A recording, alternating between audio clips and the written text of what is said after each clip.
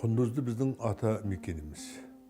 Біздің әулеттің туып өскен өмір сол мекендеген жері.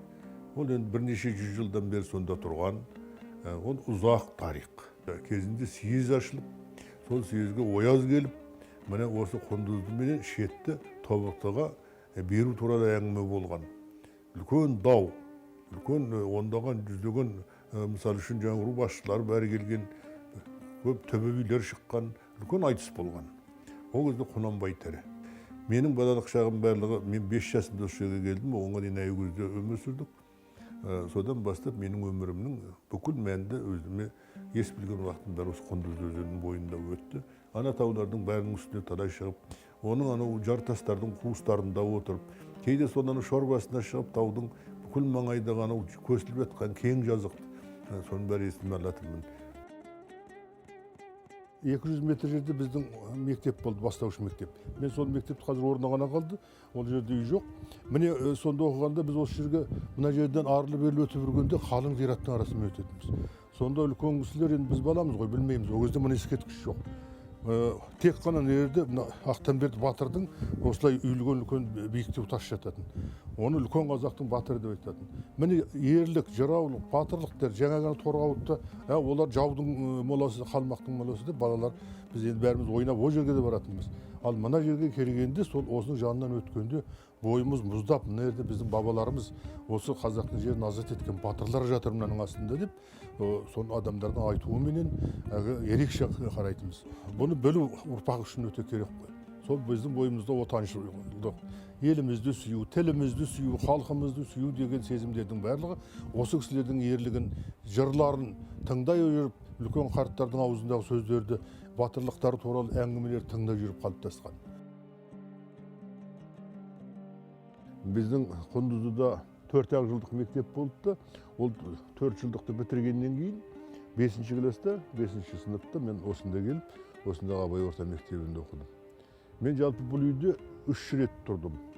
Сол 5-ші сыныпқа келгенде 1 жыл осында 6-шыға дейін оқыдым. 6-шы, 7 жылдық ашылғаннан кейін қайта Құндызға кеттік. Ал енді сол 7 жылдық тағы таусылып қалып 8-ші класқа сыныпқа көшкен кезде тағы да келіп осы үйде 8-ші сыныпта осы үйде тұрып тағы оқыдым. Кейіннен мектепті бітіріп, Аягөзден бітіріп келгеннен кейін 1 жыл осындағы аудандық газетте қызмет істедім. Онда да мінекей осы үйде тұрдым. Ұлы ақынның басына сөз өнерін ұстаған адамның келмеген аз кемде кем. Сол замандарда осы үйге келіп түсіп, осында болмағанда тіпті бір күн түстеніп кеткендер, қонып кеткендер олар аз емес. Мысал үшін, осы үйде кезінде Абайдың 46-шы жылғы тойының кезінде Мұхтар Әуезов ол кісі де келіп тұрған. Бірақ бұл үй ол кезде бұл үй салынған жоқ. Ал Мұхан одан кейін келген кездерінде болды, өзінің 60 жылдығында. Ал енді бұл үйде Сәбит Мұханов, Ғабит Мүсірев, Ғабиде Мұстафин, Қасым Аманжол, тағы да Әбу Сәрсенбаев, мінекей осындай қазақтың сөз зергерлерінің бәрі де осы үйде болып, кейбіреулері тіпті ұзақ уақыт жатып, өзінде шығармаларында жазған кездері болды. Мысалы үшін мен 5-ші сыныпта оқып жүрген кезде жаңа кабинетке кірдім. Ол ағамның жазатын орны. Кірсем, Қасым Аманжол отыр екен. Маған мән берген жоқ, мен баламын кішкентай ғана. Қарасам, әлгі кісінің көзінен жас ыршып шығып отыр. Бірдеңе жазып отыр. Жазып отыр, бірақ көзінен жас ыршып кетеді. Ойбай, мына кісі неге жылап отыр деп, ақырындап қайтадан шығып кетіп, жүгіріп ағама келдім. Аға, ана кісі жылап отыр деп. Ойбай, үндеме деді. Сен барма, мазалама деді. Біраздан кейін әлгі кісі Қасым аға керемет деп, көңілденіп, қуанып, ай, кәмен, мен мінекей Абай туралы бірнеше өлең жаздым. Мінекей соның біреуі бүгін туды мінекей деп, сол өлеңді оқып берген есімде.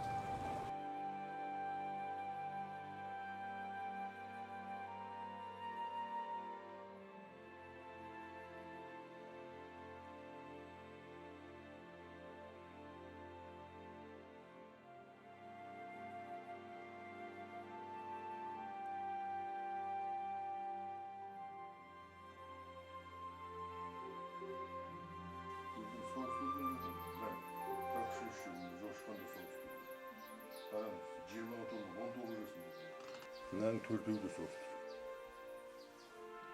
Олардың бәрі өнерге жақын адамдар ғой. Кәмен ағаның орны біз үшін ерекше болатыны бүкіл орында. Өзі сол кезде 20-ның ішінде-ақ жігіт. 30-ға да енді келе қоймаған.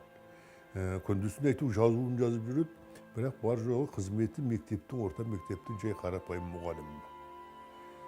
Сонда осы үйде біз 16 адам тұрдық. Мен мысалы үшін әкем соғыстырған, менің апаларым бар, мектепте оқимыз. Онда Құндызда орта мектеп жоқ. 4 жылдық мектеп бар. 4 жылдықтан кейін бәріміз сол ауданға келіп оқимыз. Одан кейін басқа ағаларының балалары бар. Атам мен апам бар, өз балалары бар. Тапшылық кез, жоқшылық кез. Мен талай қиындықтарын кейіннен есіме алып, сол неге бұлай болды деп топшылаған кезде, соншама ауырлықтың ортасынан жаңағы кісінің ешбір ренжімей, ешбір өзінің рухын жықпай өткенін көрдім. Сонда бір қап ұн алу үшін бүкіл ауданның басшыларын шарлап шығатын. Он жоқ, бидай жоқ. Сонда Кәмен ағам бәріміздің көңілімізді аулау үшін неше түрлі қызық әңгіме айтады. Ол аса шешен адам болатын. Елдегі адамдардың мінез құлықтарын саратын. Тіпті әртістігі де жоқ емес еді. Сонда өзіміздің елде көзіміз көріп жүрген адамдардың мінез құлықтарын, істерін, әрекеттерін бәрін өте қызықтырып айтатын. Ал енді негізінде атам Оразалы аса шешен адам болған. Ол кісі тектен тегінге шәкәріммен дос болып, сол кездегі тобықты жұртының ең бір алдыңғы қатарлы адамдармен сырлас, сыйлас болған адам. Мен ол кісінің де бала кезімізде ертектерін, сол елдегі әңгімелердің бәрін біз естіп өстік. Сондықтан да бұл қара шаңырақ біздің мынау рухани өсуімізге, дүниені көруімізге, жалғыз өз маңайымызда емес, сонымен қазақтың жаңағы небір тамаша адамдарының мінез құлықтарын, отырыс-тұрыстарын, әзіл-қалжыңдарын естуіме маған ерекше мүмкіндік болды. Менің ол өзімнің ең алғашқы үлкен университетім болды.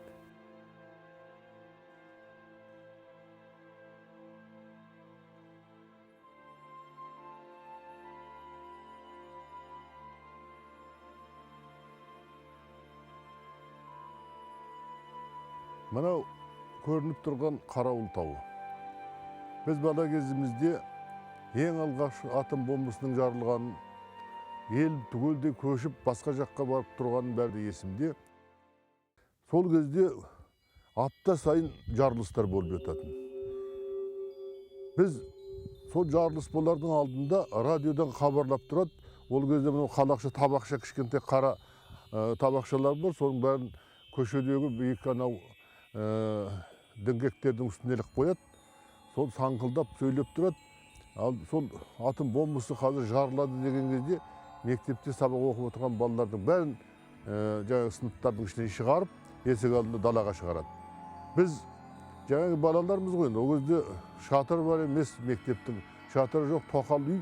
Сол тоқал үйдің тамның үстіне шығып алып, мінекей осы жарылды деген кезде шулап балалар баяғы мектептің төбесінен қараймыз ғой, қайда бұл. Сол кезде мінекенді Қарауылдың ар жағынан үлкен Саңырауқұлақ, осында 100 километр жерде, 100 шақырымдай жерде сол көрінеді ең алдымен. Көз алдымызға от болып, алдымен от шары шығады, одан кейін ол Саңырауқұлаққа айналады. Содан кейін, біраздан кейін барып, бір 5 минуттан кейін барып, үлкен дүмпу естіледі. Жаңағы дүмпу 5 минуттан кейін барып, мына жердің бәрі селкілдеп, үйлердің барлығы қалшылдап сөйтіп кетеді.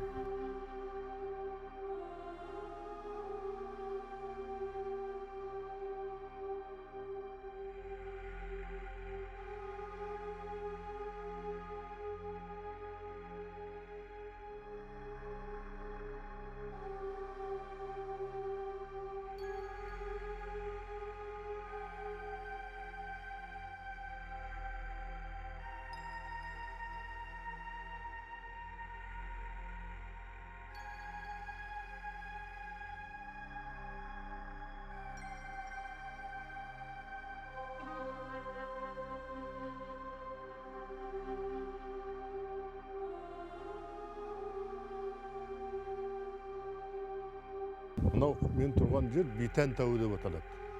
Осы Айкөз маңайында биік шоқылардың біреуі. Қалау, мына жердегі Айкөз өзенінің жағасына салынған. Біздің мектебіміз темір жол 8-ші мектеп анау жерде. Ал енді сол физкультура сабағында, дене шынықтыру сабағында Одан кейін кейде спортқа айналысқан кездердің бәрінде біз осы жерге келіп, осы Бейтен тауының үсті түгел мынаның бәрі қар басады.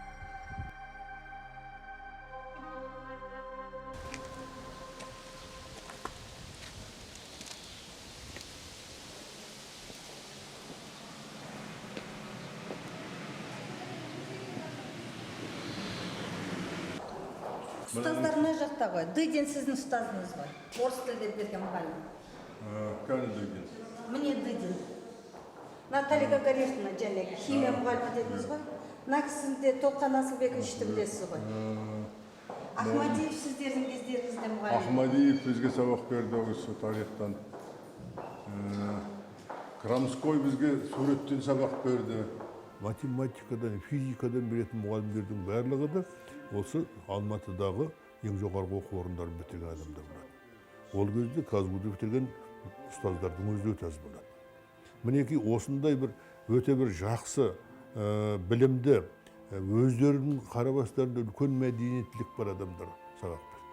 Солардың көбі кейіннен жоғарғы оқу орындарының мұғалімі болып кетті, ғылыми жұмысқа кетті.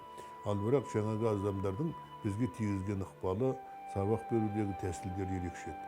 Өйткені біз басқа ұлттың адамдары болса да, жаңағы Алексей Андреевич Дыдин, мысалы үшін біздің орысша үйренуімізге бар ықыласын салатын. Өте қатал да болатын. Сонымен қоса өте сезімталды адам еді. Анау тілді үйренуге, үйретуге келгенде жанына аямайтын.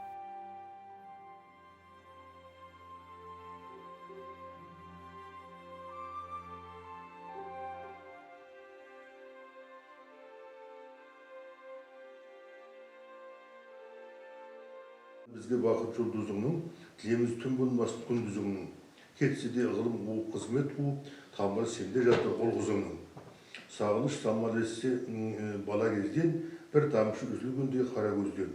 Қашанда қай қиырда жүрсек дағы, қол бұлғап тұрғандай сықайы көзден деп. Қандай жақсы білем. Кітап мен соңғы шыққан кітабым. Биыл осы Шығыс Қазақстан облысы біздің шығармаларымызды шығарып жатыр. Былтыр менің кітабымның 3 томдығының басын бастап 1 томын шығарды. Таяу уақытта аманшылық болса 1-2 айдың ішінде қалған 2 томы шығады.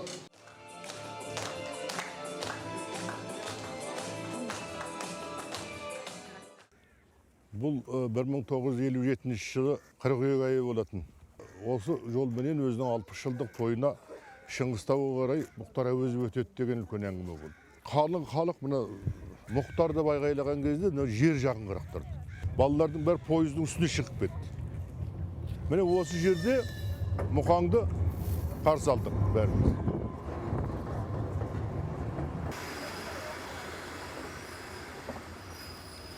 Міне осы кезде Мұқаң шығып, бүкіл халықпен кездесу болды. Біз өзіміздің жаңағы әрекеттерімізді жасап, ол кісінің мойнына галстук байладық. Мен бір шағын ғана сөз сөйледім, баяғы жақсы оқушының тұрыпты. Сөйтіп, Мұхтар Әуезовті қарсы алдық. Мұқаң сонысы мынандай неге шығып алып, біздің бәрімізге өзі дирижерлік жасап, Абайдың айттым сәлем қаламқасын өзі бастап айтты. Сөйтіп, осы жерде бір жарты сағаттай кездесу болды, митингі болды, аудан басшылары сөйледі. Өстіп, Мұқаң соң мына пойызбен ары қарай Семейге қарай өтіп кетті.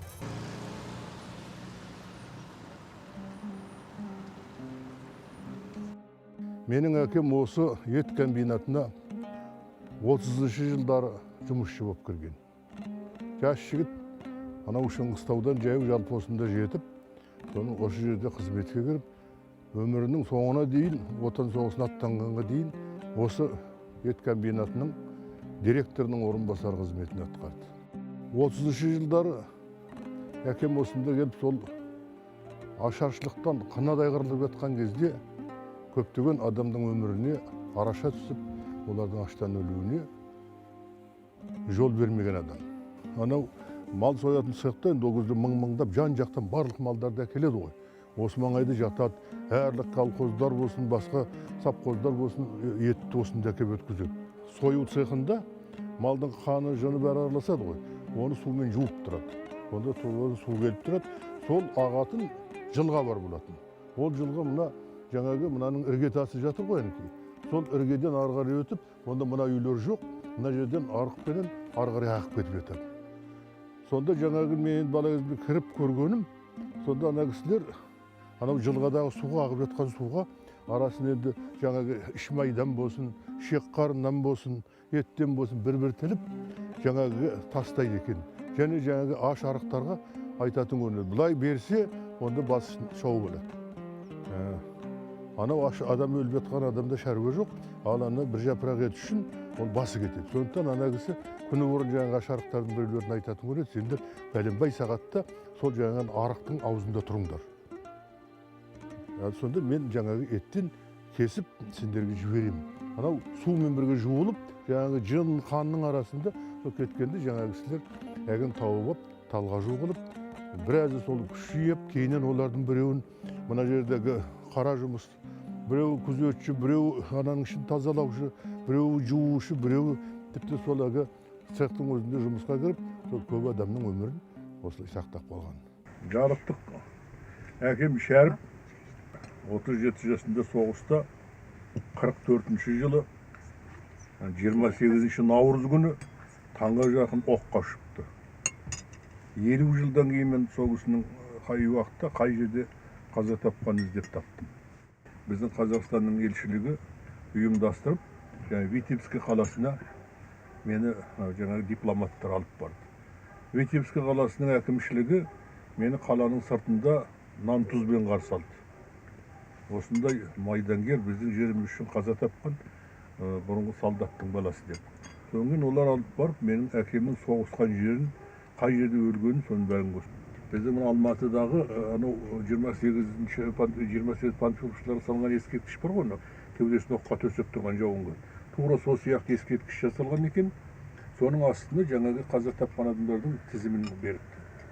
Мен келгенде менің әкемнің атын алтын әріппен ойып, жаңағы ескерткіштің ең соңында менің әкемнің атын жазған екен. Енді әкемнің елден топырақ апарғам, әкемнің жаңағы жерленген жеріне апарып, сол топырақты септім. Одан кейін әкемнің енді екі жерден топырақ алдым. Жаңағы блиндаждың жанынан алдым, енді осы жерде жатты ғой, осы жерде қанша уақыт оқтан паналап.